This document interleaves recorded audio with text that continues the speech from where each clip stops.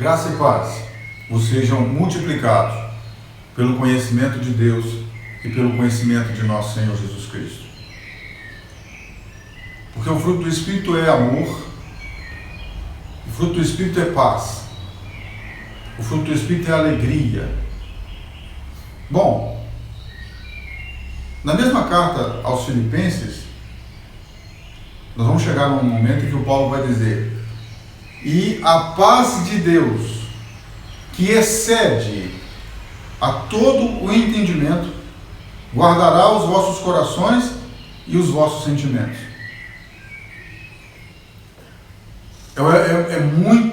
É muito expressivo uma fala que diz que eu teria as minhas emoções e os meus sentimentos guardados, preservados.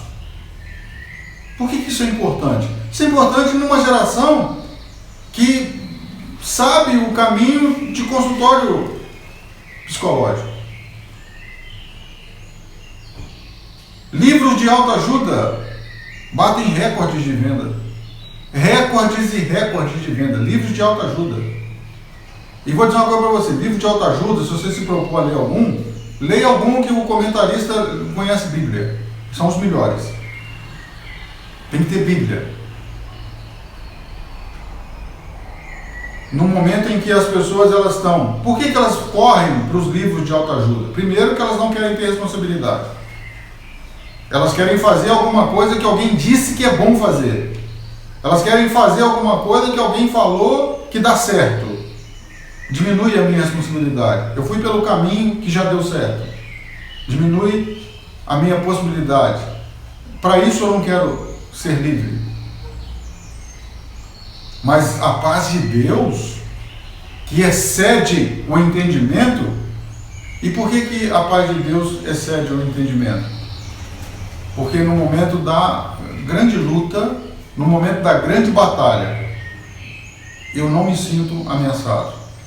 Então ela excede o entendimento.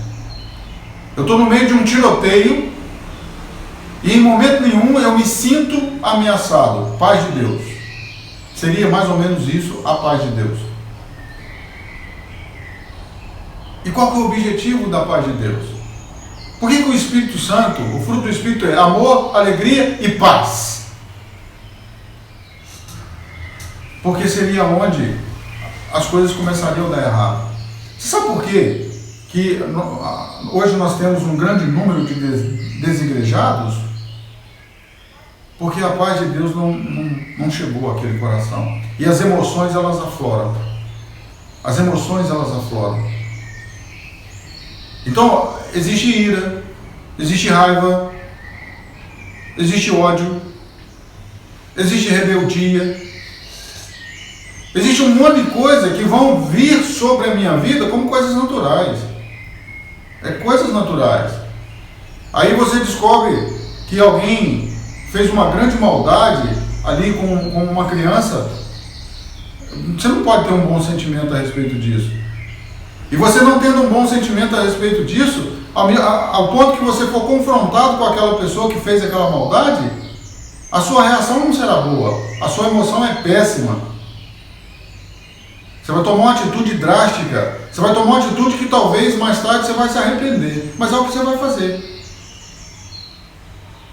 E a paz de Deus, então, guardará o meu coração no momento de proceder dessa maneira.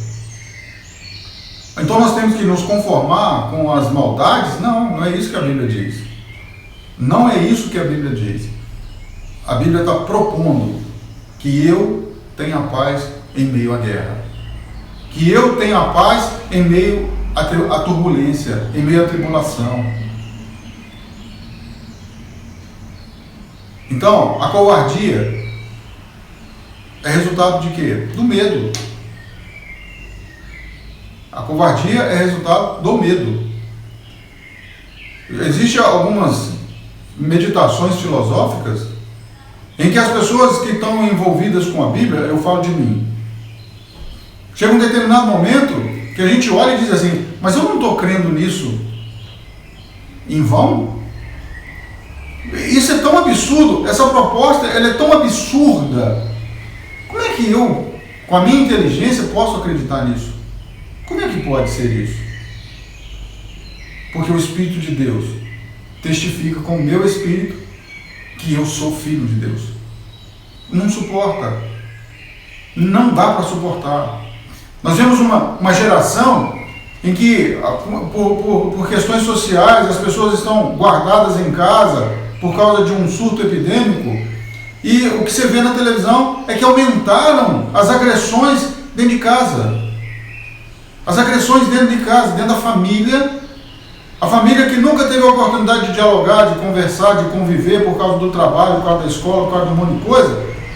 Agora eles têm a oportunidade de estarem juntos e conversarem e serem uma família, e ao invés disso tem espancamento. Tem paz de Deus? Lógico que não. Porque a paz de Deus guardará o nosso coração, as nossas emoções e os nossos sentimentos. Querido, ainda que aquilo que esteja acontecendo à minha volta seja uma grande afronta, seja uma grande agressão, seja um grande desafio, a paz de Deus precisa operar na minha vida. E você precisa saber que a paz de Deus excede o entendimento.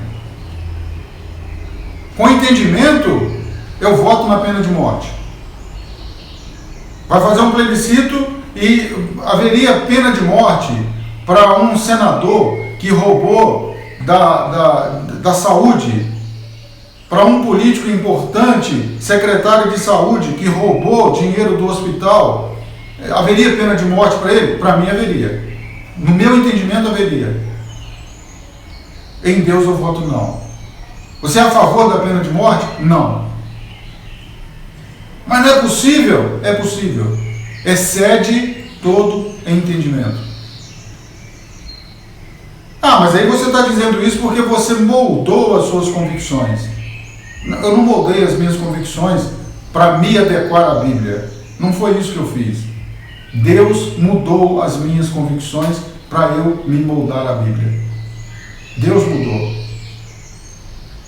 Porque a Bíblia que eu leio, ela conta a história de um homem que, condenado à morte, crucificado ao lado de Jesus, ele vai dizer: Senhor, eu entendo que eu estou aqui pelo que eu fiz, e eu entendo que o Senhor está aqui pelo que os outros fizeram. Eu entendi isso. E eu peço ao Senhor que o Senhor se lembre de mim. E Jesus vai dizer para ele: você estará comigo no paraíso. Um homem que não foi batizado nas águas, um homem que nunca evangelizou ninguém, a não ser no evangelho que registrou sobre a fala dele. Não fez missões, ele nunca deu os seus bens para ninguém, para poder abençoar ninguém, nunca precisou fazer oferta de nada. Ele simplesmente falou: eu estou aqui pelo que eu fiz. E eu vou aceitar isso? Eu vou aceitar que um camarada como Hitler tenha chegado lá no momento de morrer e tenha dito: Deus, só agora eu percebi o mal que eu criei. O Senhor tem misericórdia de mim? E eu aceitar que Deus perdoe esse homem? Excede o entendimento. A paz de Deus excede o nosso entendimento. E nós vamos conhecer hoje pessoas que elas deixaram de frequentar a igreja e elas deixaram de acreditar na Bíblia por causa do que ele viu o pastor fazendo, por causa do que ele viu o diácono fazendo. Não faz sentido. Não faz sentido. Você não é obrigado a se institucionalizar. Você não precisa ter uma instituição. Aquele homem na cruz, ele não era de igreja nenhuma. Ele simplesmente falou: Jesus, eu creio no Senhor. Eu sei que o que o Senhor veio fazer aqui não é pelo Senhor, é pelos outros.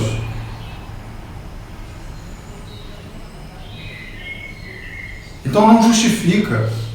Não justifica eu abandonar a fé, abandonar a palavra e abandonar Deus pelo que eu vi alguém fazendo. Então, é preciso refletir sobre qual convicção que nós temos a respeito de ser batizado com o Espírito Santo.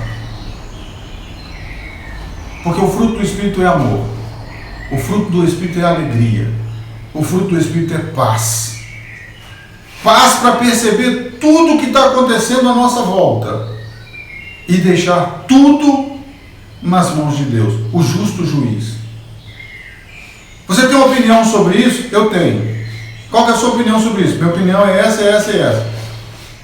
E qual que será a nossa reação? Nossa reação é segundo Deus. O que você faria nesse caso aqui? Eu faria isso, isso e isso. Mas o que nós vamos fazer? Nós vamos fazer segundo Deus. Nós vamos saber o que Deus gostaria que nós fizéssemos. Por quê? Porque nós temos um Senhor. Nós temos um Senhor. Não é a minha saudação? Nosso Senhor Jesus Cristo. Nós temos um Senhor. Nós temos alguém que comanda a nossa vida, comanda as nossas emoções e comanda os nossos sentimentos. E aí, o Evangelho, ele vem desmontar da nossa vida aquela fala que diz: eu nasci assim. Não, você não nasceu assim.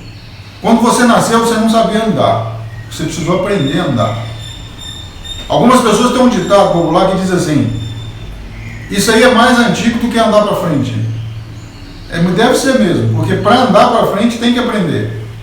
O meu netinho agora, com 1 ano e meio, ele está andando quase com perfeição, quase. Mas a gente, quando ele vai para a ponta da escada, a gente corre para cercar. A gente não deixa. Não, quando ele chega na escada, a gente corre. E ele anda. E para comer? Para comer a gente deixa. Mas a gente fica do lado. Tem dia que a geladeira, os armários comem mais do que ele. Porque ele tem que aprender. Então andar, que é primário, comer, que é primário, a pessoa precisa aprender. E aí a gente chega num determinado momento e que a gente sabe sobre filosofia de vida, sobre existencialidade, nem não sabe não. Nós não sabemos o que é vida. Quando nós achamos que sabemos, nós optamos por uma vida sem Deus. Sem Deus. Então não saiba decidir pelos que os outros estão fazendo.